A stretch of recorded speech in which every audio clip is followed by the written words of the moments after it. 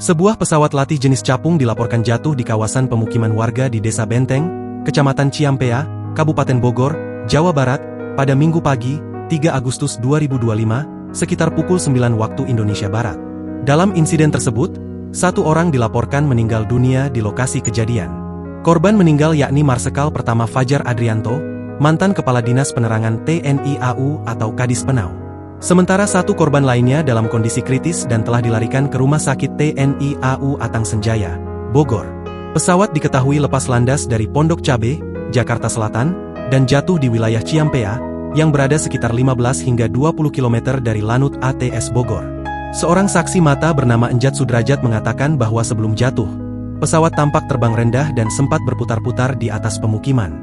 Saya melihat pesawat itu miring, lalu kelihatan coba naik lagi, tapi tiba-tiba jatuh, ujar Enjat saat ditemui di lokasi kejadian, dilansir dari Tribun Bogor. Ia juga mendengar suara gemuruh cukup keras sesaat sebelum pesawat menghantam tanah. Gemuruh aja gitu, lumayan kencang, tapi nggak lama karena langsung jatuh, tambahnya. Enjat menegaskan tidak ada suara ledakan saat insiden berlangsung. Pantauan di lokasi pada pukul 11.15 waktu Indonesia Barat menunjukkan bangkai pesawat telah ditutupi terpal.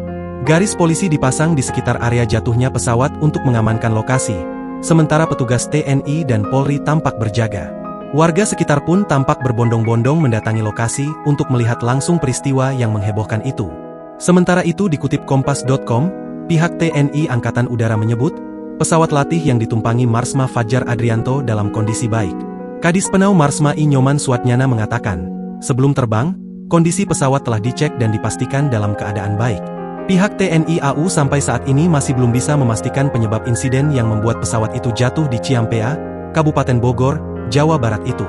Saat ini, pihak TNI AU masih melakukan penyelidikan dan investigasi. Ia menyebut, pesawat latih itu merupakan pesawat Federasi Aerosport Indonesia dari Landasan Udara Atang Senjaya. Download Tribun X sekarang, menghadirkan lokal menjadi Indonesia.